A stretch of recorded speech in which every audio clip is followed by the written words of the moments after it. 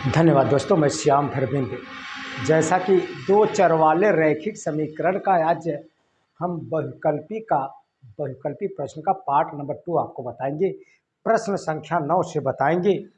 आज बहुविकल्पी जो प्रश्न है इस पार्ट में पूरा समाप्त कर दिया जाएगा। 9वां प्रश्न है आपका, समीकरण निकाय x बटा a माइनस वाई बटा बी बराबर 0 दिया गया है। 9वां प्रश्न है, समीकरण निकाय x बटा a माइनस वाई बटा बी बराबर 0। अगला दिया गया है ax धन बी वाई बराबर 4 के असंगत होने की दशा में 4 ऑप्शन दिया गया है। कौन सत्य है कौन भाई असत्य है, हम चेक करेंगे। समीकरण निकाय दिया गया है x बटा a बराबर वाई बटा बी। इससे हम लिख सकते हैं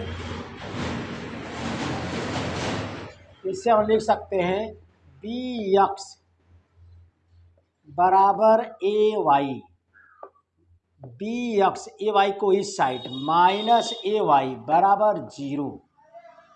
यानी कि पहला समीकरण इसे मान लिया। दूसरा वाला दिया गया है तथा आपके बुक में दिया गया है, क्या दिया है भाई, ए एक्स धन बी वाई, ए एक्स धन बी वाई बराबर 4 दिया है। तब ए एक्स धन बी वाई माइनस 4 बराबर 0 समीकरण नंबर 2। यह दिया गया है सवाल और 4 ऑप्शन दिया गया है, कौन सत्य है कौन असत्य है। समीकरण निकाय x बटा ए माइनस वाई बटा बी बराबर 0। दूसरा वाला है ए एक्स धन बी वाई बराबर 4 के असंगत होने की दशा में। असंगत के लिए शर्त हम आपको बताए थे,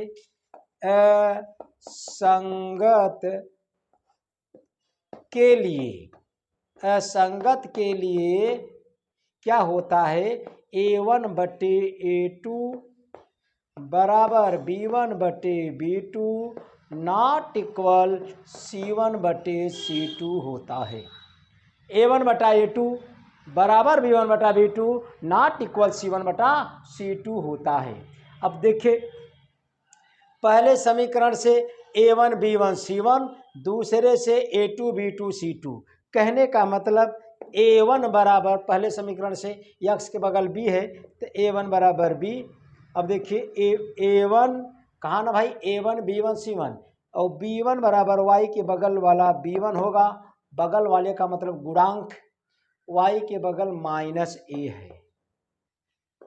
और c1 बराबर, पहले समीकरण से a1 b1 c1, c1 नहीं दिया गया है कोई पद, इसलिए c1 बराबर 0 लिया जाएगा। दूसरे वाले से a2 बराबर x के बगल a, b2 बराबर y के बगल b, c2 बराबर -4 होगा। अब यह मान इसमें रखेंगे। अब 4 ऑप्शन दिया गया है, कौन सत्य है कौन असत्य है, आपको यही पहचानना है। देखिए, असंगत के लिए यह कंडीशन होता है a1 बटा a2, a1 के जगह b, a2 की जगह a, b बटा a आएगा। कितना आएगा, b बटा a बराबर b1 बटे b2 का मतलब माइनस a बटे b नॉट इक्वल c1 बटा c2 का मतलब 0 बटा -4, 0 बटा -4। अब देखिए, ये दोनों आपस में बराबर है, b बटा a माइनस a बटा b। इसी को लिख सकते हैं b स्क्वायर बराबर माइनस a स्क्वायर। जब b square minus a square, तब इसे हम लिख सकते हैं b स्क्वायर धन a स्क्वायर बराबर 0। जब 0 है, जब प्लस के रूप में 0 है, देखिए b स्क्वायर धन a स्क्वायर बराबर 0 कह दीजिए कि इसलिए a बराबर 0 होगा और b बराबर भी 0 होगा। ऑप्शन नंबर कैसा है, मिला लीजिए, a बराबर 0 b बराबर 0। यानी कि ऑप्शन से पता चल रहा है, हो सकता है आपका सी आंसर सही है। कितना, आंसर नंबर सी। बहुविकल्पी टाइप ऑप्शन को देखकर आपको सही करना है। कहने का मतलब सी सही है। कौन सही है? सी सही है। यह था आपका 9वां सवाल। अब देखिए 10वां।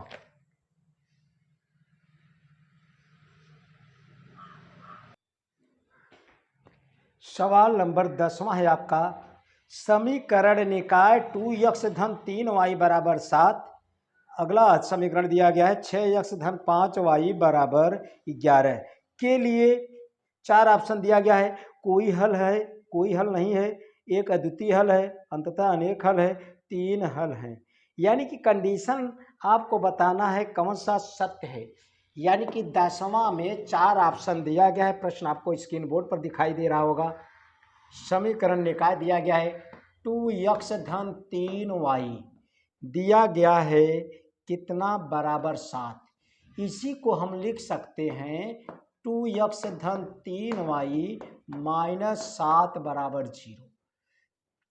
तथा अगला वाला दिया गया है आपके बुक में 6x धन 5y बराबर 11। इसी को हम लिख सकते हैं 6x धन 5y माइनस 11 बराबर 0। हम क्यों बराबर 0 कर रहे हैं? जिससे a1x धन b1y धन c1 बराबर 0 और a2x धन b2y धन c2 बराबर 0 से तुलना करके a1 b1 c1 का मान निकालें। पहले समीकरण से a1 b1 c1 यानी कि a1 बराबर कितना? x के बगल 2, b1 का मतलब 3, c1 का मतलब माइनस 7। दूसरे वाले समीकरण से a2 x के बगल a2 b2 c2, a2 का मतलब 6, b2 का मतलब 5 और c2 का मतलब आएगा माइनस 11। अब a1 बटे a2 निकालेंगे। a1 बटे a2 कहा गया है कि अद्वितीय हल है, अंततः अनेक हल है। सब कंडीशन दिया है, 4 ऑप्शन, कोई हल नहीं है, यानी कि तीनों हल है। 4 ऑप्शन दिया गया है, चारों ऑप्शनों में से देखिए कौन सा सही होता है। जब a1 बटा a2 है, a1 का मतलब 2 बटे 6, 2 बटे 6 का मतलब 1 बटे 3। b1 बटे b2 निकालेंगे जब, b1 बटे b2 का मतलब 3 बटे 5। दोनों आपस में बराबर नहीं है। a1 बटा a2 b1 बटा b2 के बराबर नहीं है। और आप जानते हैं अगला दिया गया है c1 बटे c2। c1 का मतलब -7, c1 का मतलब -7, c2 का मतलब -11, यानी कि 7 बटे 11, यानी कि तीनों आपस में बराबर नहीं है। देखिए, यानी कि अब आप देख रहे हैं a1 बटा a2 नॉट इक्वल b1 बटा b2, नॉट इक्वल b1 बटा b2 और नॉट इक्वल c1 बटा c2, यानी कि कोई हल नहीं है। यानी कि अद्वितीय हल ऑप्शन के अनुसार से देखिए कोई हल नहीं है। कहाँ लिखा गया है? एक अद्वितीय हल है, अंततः अनेक हल हैं, तीनों हल है। कोई हल देखिए, आप जानते हैं जब a1 बटा a2 नॉट इक्वल b1 बटा b2, नॉट इक्वल b1 बटा b2, तब तो केवल एक हल होगा, इसे हम अद्वितीय हल कहते हैं। केवल एक हल होगा और अद्वितीय हल कहते हैं। जब a1 बटा a2 बराबर b1 बटा b2 नॉट इक्वल c1 बटा c2 अगर आ जाए, तब कोई हल, भाई इसके लिए कोई हल नहीं होता। रेखाएं समांतर होती हैं, असंगत होती हैं। और अंततः अनेक हल के लिए आप जानते हैं a1 बटा a2 बराबर b1 बटा b2 बराबर c1 बटा c2। जब तीनों आपस में बराबर रहेगा, अंततः अनेक हल। यानी कि आपका कंडीशन यह लग रहा है, इसी को कहते हैं, यानी कि रेखाएं एक बिंदु पर प्रतिच्छेद करती हैं, अर्थात केवल एक का हल होता है, जिसे हम अद्वितीय हल कहते हैं। ऑप्शन नंबर आपका कैसा सही है भाई? एक अद्वितीय हल का मतलब बी, यानी कि आंसर आपका होगा बी। यह बी वाला सही है आपका। आंसर अद्वितीय हल। बी का मतलब अद्वितीय हल है, अद्वितीय हल है, अद्वितीय हल है। बहुत बढ़िया सवाल है। अब देखिए सवाल नंबर 11 है आपका। सवाल नंबर 11 है आपका, समीकरणों 2x धन b1y धन c1 बराबर 0 तथा x धन b2y धन c2 बराबर 0 अंततः अनेक हल होंगे यदि। 4 उत्तर दिया गया है, कौन सत्य है कौन असत्य आप लगाने पर ही चेक करेंगे। सवाल नंबर 11 है आपका। 11 है, आप देख रहे हैं समीकरण दिया गया है 2x धन b1y धन c1 बराबर 0। अगला वाला समीकरण दिया गया है x धन b2y धन c2 बराबर 0। 4 ऑप्शन दिया गया है। ऑप्शन में आप देख रहे हैं b1 b2 एक साइड में किया गया है, c1 c2 एक साइड में, और कहा गया है कि अंततः अनेक हल हो। देखिए अंततः अनेक हल के लिए आप कंडीशन जानते हैं a1 बटा a2 बराबर b1 बटा b2 बराबर c1 बटा c2 होता है।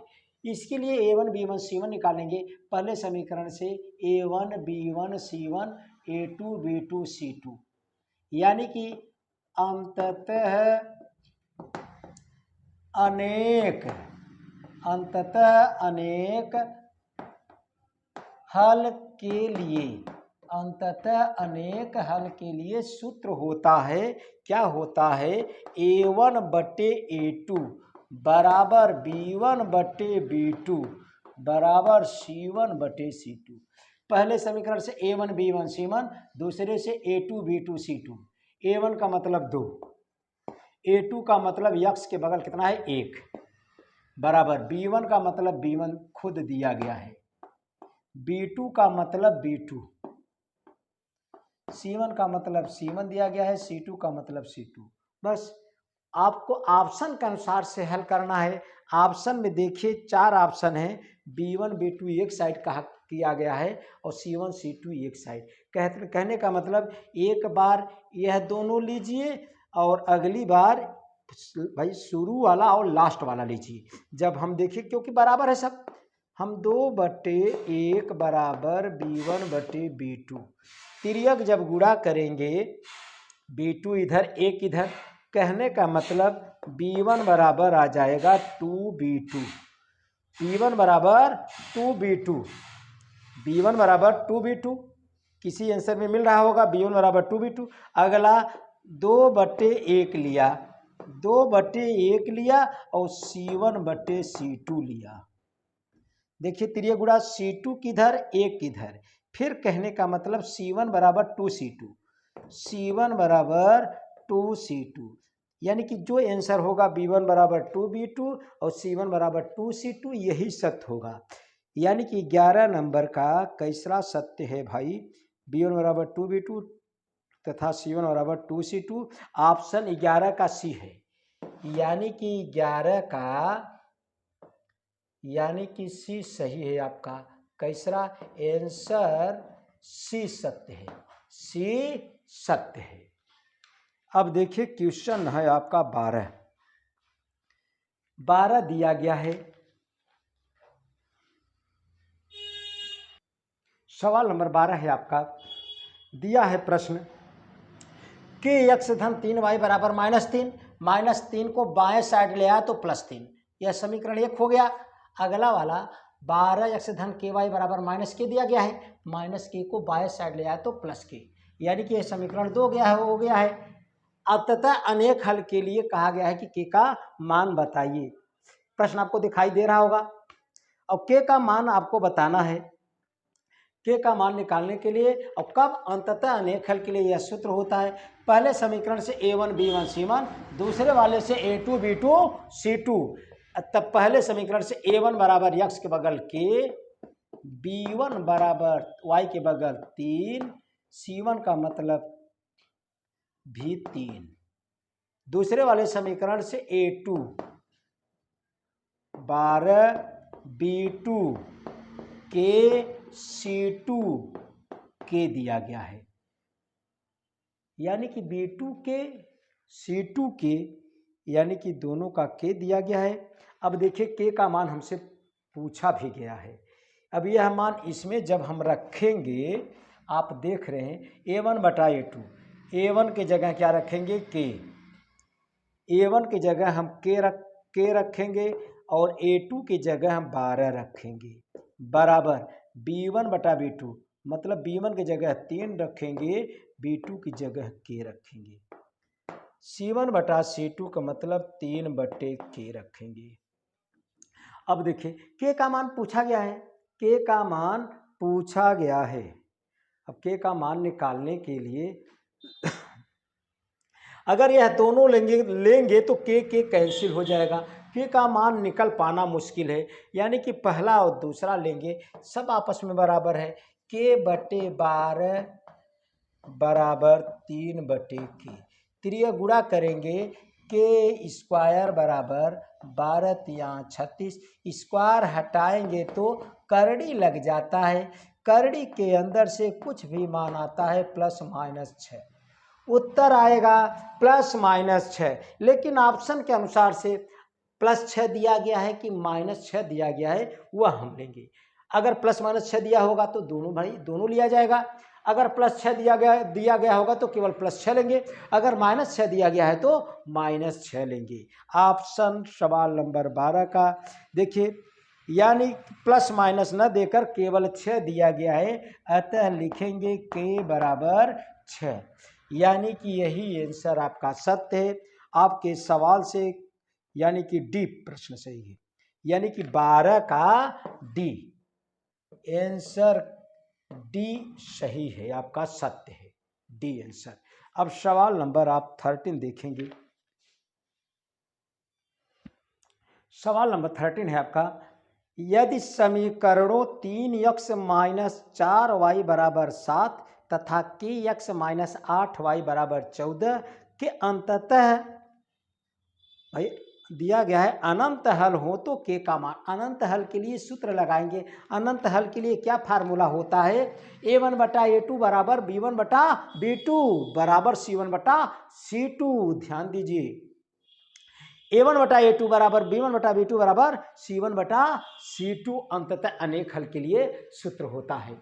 यानी कि सवाल नंबर 13 दिया गया है, आप देख रहे हैं सवाल नंबर 13 है 3x minus 4y, 3x minus 4y बराबर 7, तब लिखेंगे 3x माइनस 4y माइनस 7 बराबर 0। अगला वाला दिया गया है kx minus 8y, kx minus 8y बराबर 14 दिया गया है। अब देखिए kx माइनस 8y, 14 को बाएं साइड माइनस 14 बराबर 0, जब दाएं से बराबर के दाएं से बाएं चाहे बाएं से दाएं जाता है तो चिन्ह बदल जाता है। क्यों बदल जाता है, अरे भाई जैसे आप रिश्तेदारी नातेदारी जाते हैं तो अपना ड्रेस चेंज कर देते हैं, ऐसे सवाल भी समझ लीजिए कि रिश्तेदारी नातेदारी बारात हाट करने के लिए जा रहा है तो भाई सवाल के अंदर भी जज्बात आ जाता है। अब देखिए, अब पहले समीकरण से A1 B1 C1, इसे पहला माना, इसे दूसरा माना, अगर नहीं मानेंगे फिर भी सही है, चाहे जिससे A1 B1 C1 इससे भी निकाल सकते हैं A1 B1 C1, तब पहले वाले से A2 B2 C2, कोई दिक्कत नहीं है। ये तो आप सबको बताने के लिए पहला से A1 भाई 1 1 1, दूसरे से 2 2 2 सेट किया जाता है जिससे आप कन्फ्यूजन ना रहे। चाहे जिससे मान लिया जाए A1 B1 C1, चाहे पहले समीकरण से चाहे दूसरे समीकरण से, कोई दिक्कत नहीं होगा। यानी कि A1 का मतलब x के बगल 3, B1 का मतलब y के बगल -4, C1 का मतलब -7। A2 दूसरे समीकरण से लेंगे, दूसरा समीकरण यहाँ x के बगल k, B2 B2 कितना लेंगे -8, C2 कितना लेंगे -14। कहा गया है कि अंततः अने भाई अंततः हल हो, अंततः हल हो, वही दिया गया है। देखिए कहा गया है अनंत हल हो, चूंकि इसका 2-3 नाम होता है। अंततः अनेक हल हो, अपरिमित रूप से अनेक हल हो, भाई अनंत हल हो। आपकी किताब में कहा गया है अनंत हल हो, अनंत हल हो, तब सूत्र होता है A1/A2 बराबर B1/B2 बराबर C1/C2। A1/A2 का मतलब 3/K, B1/B2 का मतलब -4/-8, -4/-8, C1/C2 का मतलब -7/-14। चाहे जैसे लगाइए, इच्छा आपकी, कोई दिक्कत नहीं। माइनस माइनस से कैंसिल, कटेगा 3/K आएगा। यहाँ 4 1 का 4, 4 दूनी 8, कहने का मतलब 1/2 आएगा। इनका वही कटाएंगे तो माइनस माइनस से कैंसिल हो जाएगा। 7 1 का 7, 7 दूनी 14, 1/2। अब देखिए आपको K का मान चाहिए। K 3/K दोनों के बराबर है, चाहे जिसके बराबर कर दीजिए। 3/K बराबर 1/2, त्रिय गुणा करेंगे K का इधर, 2 का इधर, K बराबर आ जाएगा 6। यही आपका आंसर हुआ, K बराबर 6, यही आपका आंसर हुआ। सवाल नंबर 13 का 20 सही है, 13 का 20 सत्य है। सवाल नंबर 14 आप देखिए, सवाल नंबर 14 नंबर है आपका सवाल, स्क्रीन बोर्ड पर आप देख रहे हैं। दिया गया है बिंदु 3 5 जिस रेखा पर स्थित है वह है, माने किस रेखा पर बिंदु 3 5 स्थित है। चारों ऑप्शन में रखेंगे, जिस ऑप्शन में रखने से दोनों पक्ष बराबर हो जाएगा, उसी रेखा पर यह बिंदु स्थित होगा। जैसे हम पहला ए को चेक कर रहे हैं, ए के लिए यक्स की जगह कितना रखें। देखिए ए वाला है 2x - y बराबर 2। अब इनके जब बाएं पक्ष में रखेंगे, बायां पक्ष क्या है 2x - y, बायां पक्ष में 2 अपने पास है, 2 और x के बीच में गुणा का निशान, x जगह कितना है 2 रखेंगे, और -y की जगह कितना है 5 रखेंगे। देखिए, अरे भाई x की जगह 3, y की जगह 5, x की जगह 3 रखा, y की जगह 5, 3 दूना 6 -5 बराबर 1।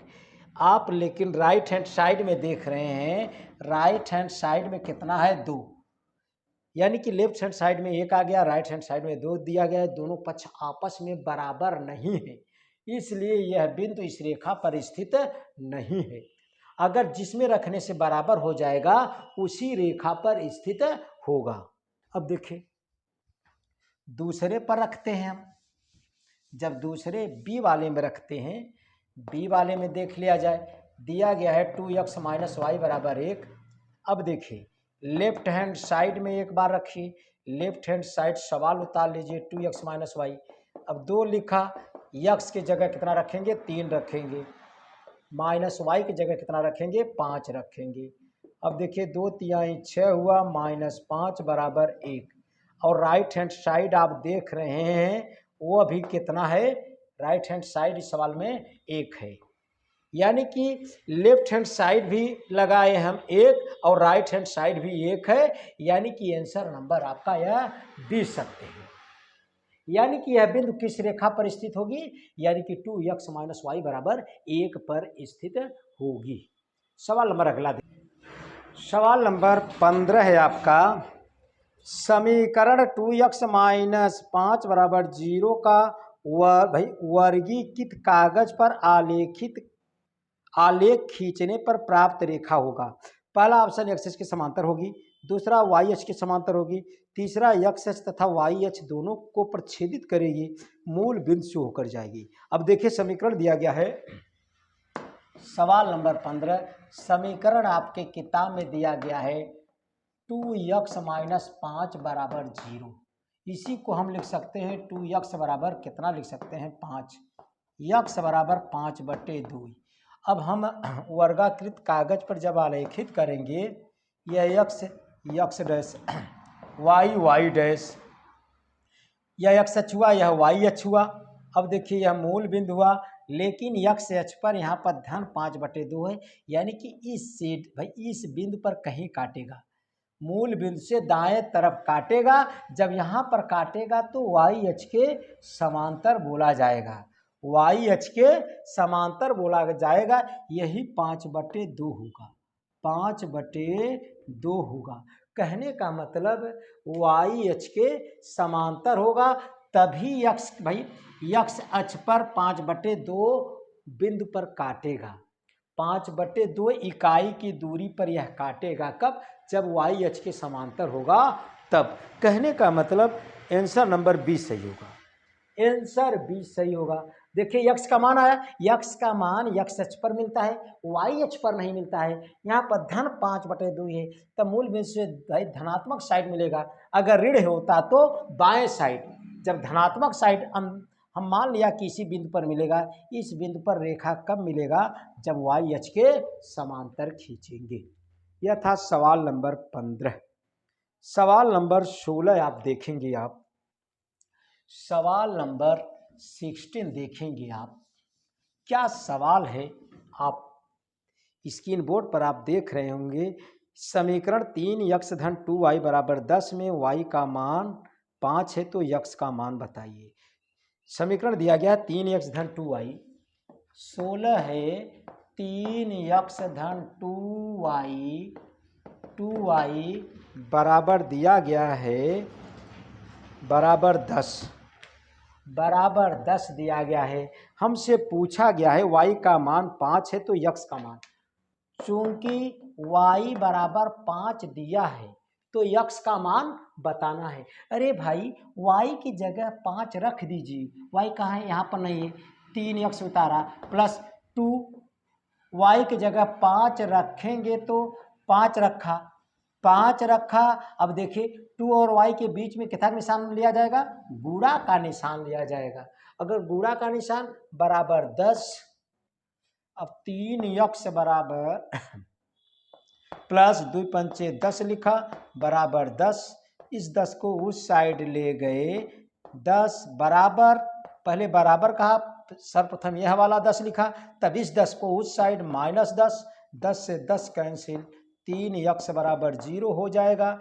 x बराबर 0/3, 3 और x के बीच में गुणा का निशान है तब बटे में जाएगा। अगर किसी भी संख्या से जब 0 में भाग दिया जाता है तो आंसर 0 ही आता है, लेकिन जब किसी संख्या में 0 से भाग देंगे तो वह अपरिभाषित हो जाता है, इनफाइनाइट जिसे हम कहते हैं। अब देखिए अगला सवाल, सवाल नंबर 17 है आपका। यदि समीकरण 3x धन 2y बराबर 4 में y बराबर -1 है तो x का मान होगा। सेम टू सेम सवाल नंबर 16 की तरह है। 3x धन 2y बराबर 4, 17 नंबर है 3x धन 2y बराबर -4 दिया गया है, शायद -4 नहीं बल्कि +4। इसमें y का मान दिया गया है -1, y की जगह हम -1 रखेंगे तो x का मान पूछेगा।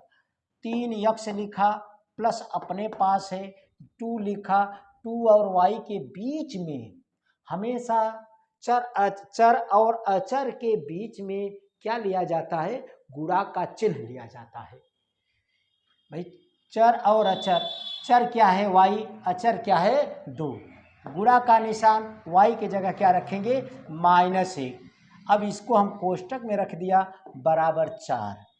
3x बराबर प्लस का माइनस में गुणा माइनस, 2 1 का 2 हुआ बराबर 4। 3x बराबर जब हम कहेंगे तुरंत बराबर के उस साइड वाला पहले लिखेंगे, तब -2 को दाएं साइड ले जाएंगे तो चिन्ह बदल जाता है। अब 3x बराबर 4 2 6 हुआ। अब 3 और x के बीच में गुणा का निशान है तो बटे में जाएगा भाई 6/3। इसे काटेंगे 3 दूना 6, 3 दूना 6। कहने का मतलब x बराबर 2 आएगा आंसर। यक्स बराबर 2 आएगा आंसर। सवाल नंबर आप देखिए 18 नंबर। अब 18 नंबर क्या है? यही मान है, यही चीज है 18 में। आप देखेंगे कहा गया है समीकरण 5x माइनस 3y बराबर 2, 5x माइनस 3y बराबर 2 दिया गया है। 5x माइनस 3y बराबर 2 दिया गया है। यक्स का मान 1 है। कहा गया है चूंकि यक्स बराबर 1 इसमें रखना है। अब देखिए कहा ना चर और अचर के बीच, चर और अचर के बीच में गुणा का निशान लिया जाता है। यक्स चर है, वाई अचर है, दोनों के बीच में गुणा का निशान। पहले 5 लिखा, गुणा का निशान दिया, यक्स का मान 1 रखा, -3y बराबर 2। अब देखिए हमें तो चाहिए y का मान, 5 का 5, 2 को इस साइड ले आए, 2 के आगे प्लस है तो -2, 3y को बराबर के दाएं साइड ले गए तो +3y, आगे कुछ निशान नहीं तो प्लस लिया जाएगा। 5 में से 2 भाई 5 में से 2 निकालेंगे 3, इधर 3y, 3 और y के बीच में गुणा का निशान है तो यह बट्टे में हो जाएगा, 3/3 बराबर y। 3 1 का 3 कटेगा, कुल मिलाकर y बराबर कितना आएगा?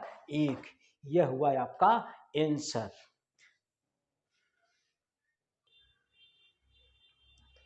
सवाल नंबर 19 है, यानी कि बहुविकल्पी का आखिरी प्रश्न है। हम एक एक प्रश्न आपका खोज खोज के तमाम राइटरों से देंगे, इम्पोर्टेंट प्रश्न जो है वह भी देंगे। लेकिन अगर आप नए हो तो चैनल को जरूर सब्सक्राइब कर लीजिएगा। इस समय हम बहुविकल्पी का लास्ट प्रश्न बताएंगे, उसके बाद विविध प्रश्नावली स्टार्ट करेंगे, तब उसके बाद चौथा चैप्टर, पांचवा चैप्टर सीरियल वाइज से पूरी किताब हम खत्म कर देंगे। पूरी किताब आपका विज्ञान गणित हम ही पढ़ाएंगे, विज्ञान और गणित। अंग्रेजी का टीचर भी धीरे धीरे व्यवस्था बनाएंगे। अब देखिए सवाल नंबर 19, सवाल नंबर 19 है आपका आखिरी सवाल। आखिरी सवाल है आपका, यदि समीकरण दिया गया है 2x धन 3y, 2x धन 3y बराबर दिया गया है, कितना लिखे हो भाई? 13। अब इसमें दिया गया है यक्स का मान कितना दिया गया है? यक्स बराबर 2 दिया गया है। इसमें तो y का मान हमसे पूछा गया है, y का मान पूछा गया है। सेम टू सेम यक्स के जगह 2 रखेंगे, चर और अचर के बीच में गुणा का निशान होता है, 2 गुणे यक्स, यक्स जगह 2 रखा हम, +3y बराबर 13 रखा, 2 दूना 4 हुआ, +3y बराबर 13, धन 4 को उस साइड ले जाएंगे तो 3y बराबर, बराबर कहिए तुरंत बराबर के उस साइड जितना है लिख डालिए, उसके बाद 4 को उस साइड तो -4, 3y बराबर 13 में से 4 गए तो 9, y बराबर 9/3, 3 से कटेगा तो y बराबर कितना आ जाएगा भाई? 3 आएगा। यही आपका आंसर। कोई ना कोई ऑप्शन मिल रहा होगा। धन्यवाद दोस्तों। अगर आप निश्चित रूप से नए हो तो जरूर चैनल को सब्सक्राइब कीजिए और दोस्तों में शेयर करना न भूलिए। धन्यवाद भाई।